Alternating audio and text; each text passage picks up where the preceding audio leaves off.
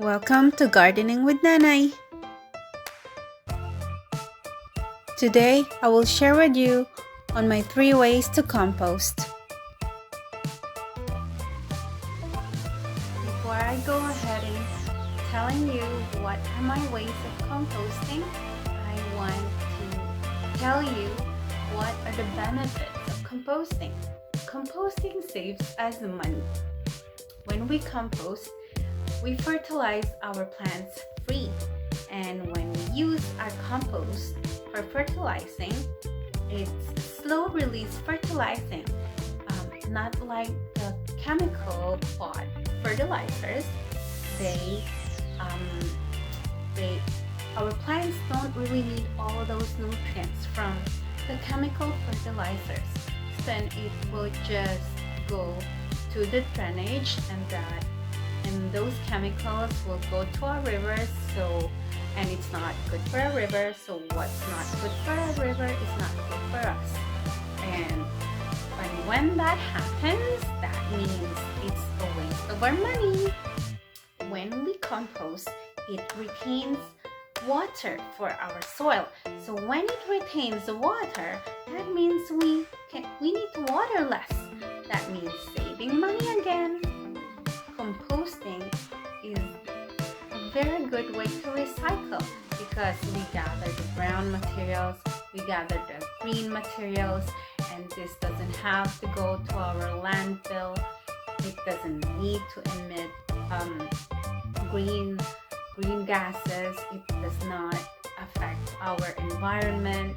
So composting, guys, is a win-win. Composting completes the nutrient cycle. We get the nutrients from our plants and vegetables, and even from our animals. The animals eat the grasses, and the grasses get something from the soil, from the dirt. So whatever we feed our soil is what goes to our plants, and then from the plants we take them, and from us we throw it away. We have waste, not just anything. We have the kitchen scraps, we have our gardening scraps, and when we compost these things, we give it back to the soil. This improves the nutrients of our soil, makes it happy, it makes it healthy. So when we have a healthy soil, it gives us better yields. When we have a better soil, we will have a better harvest, we will have better food to feed ourselves and our family. Let's go ahead and learn the ways of composting. Most common way of composting is the compost pile. You will need brown materials for composting, like egg carton, boxes or packaging, wood chips or sawdust, shredded paper, and dry leaves.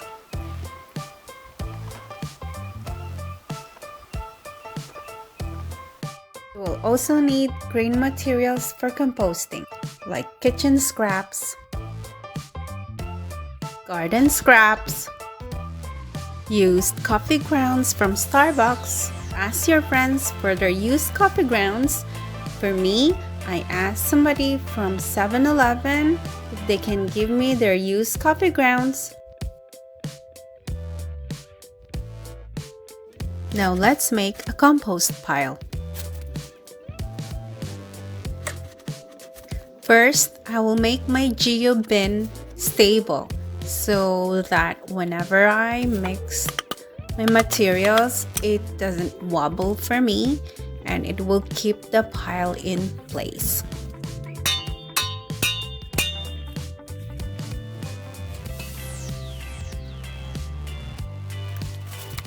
I will load my geo bin with brown and green materials from my garden.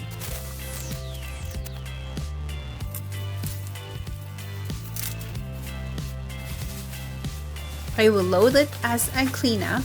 I will also load it with some dried leaves which I collected from our neighbors.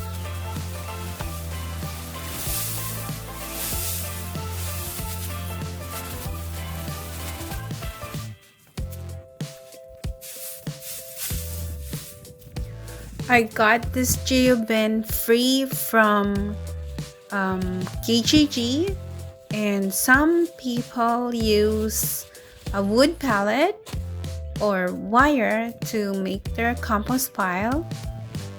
So I suggest to always find free materials for your compost.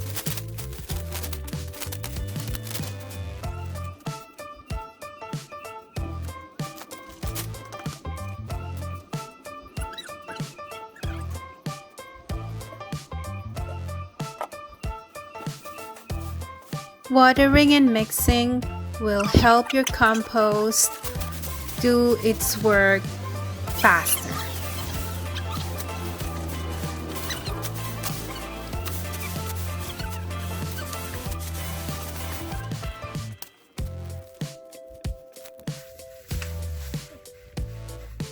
Good.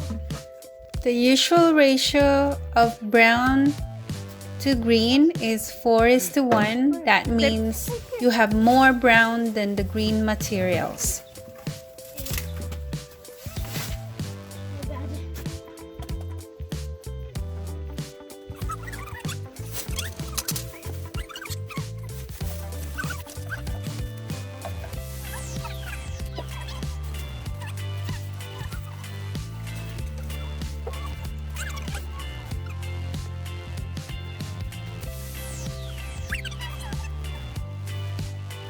Every now and then, I will throw away some dirt onto my compost to speed up the process.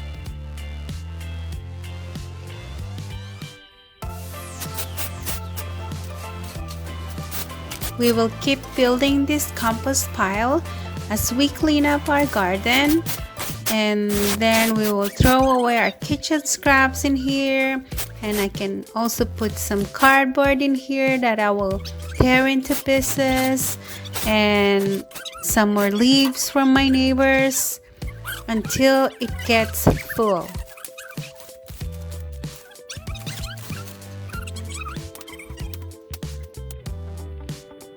This is one of the pile from last year. It's still unfinished, but I will already use this compost to mulch my garden beds.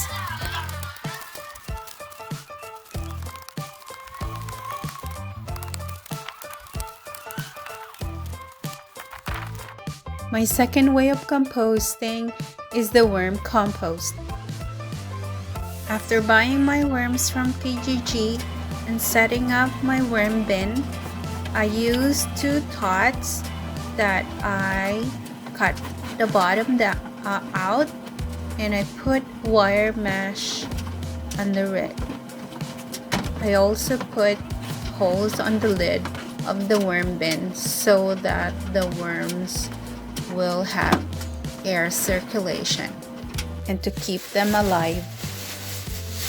I will put brown materials as the base. These are egg carton and some dried leaves.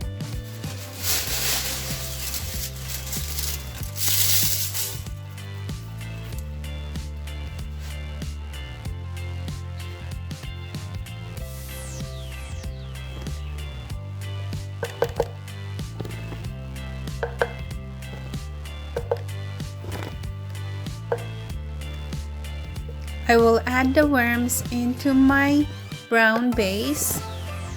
These worms are just finished with the compost from last year.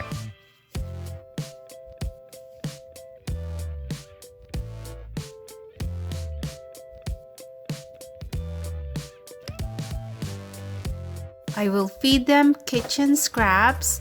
I normally blender my kitchen scraps so it will be easier for the worms to work on.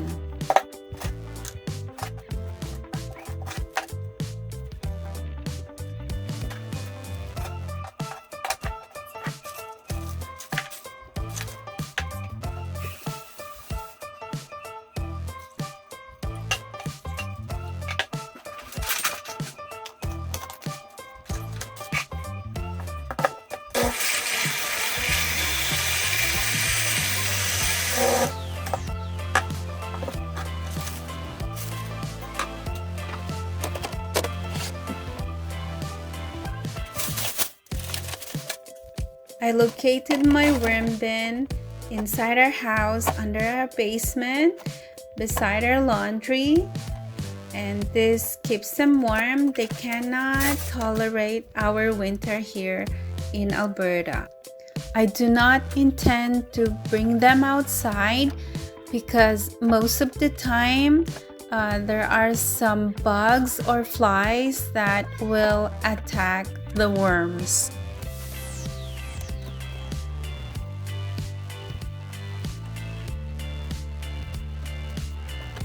I harvest the worm castings from the bottom of the tots.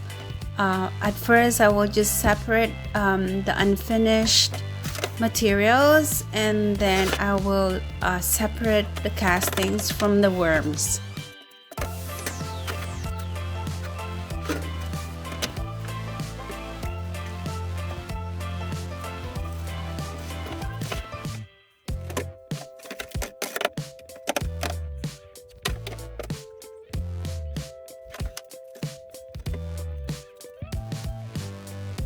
Whenever I give them the kitchen scraps, I also make sure to cover it up with brown materials. It's still the ratio of 4 browns to 1 green. After adding greens and browns into my worm compost, I make sure to make it wet or moist so the process will be faster.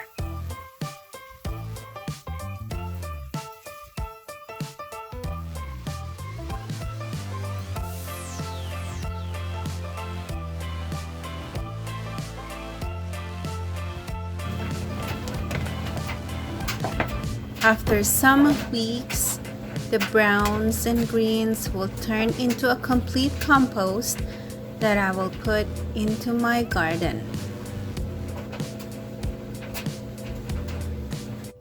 I spread a layer of the worm castings into my garden beds, and this will give nutrients for my future plants. So far, this is the best worm castings I harvested over the winter. 5-gallon buckets of worm castings. In the past, I would buy worm castings, and this much worm castings would cost me about $50.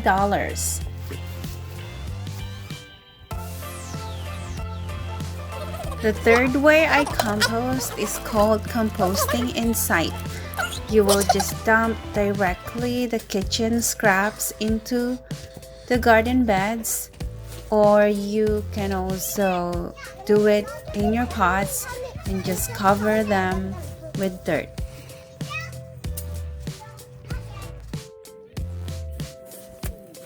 I would sometimes blender my kitchen scraps and directly pour it into the garden. I will do this before planting.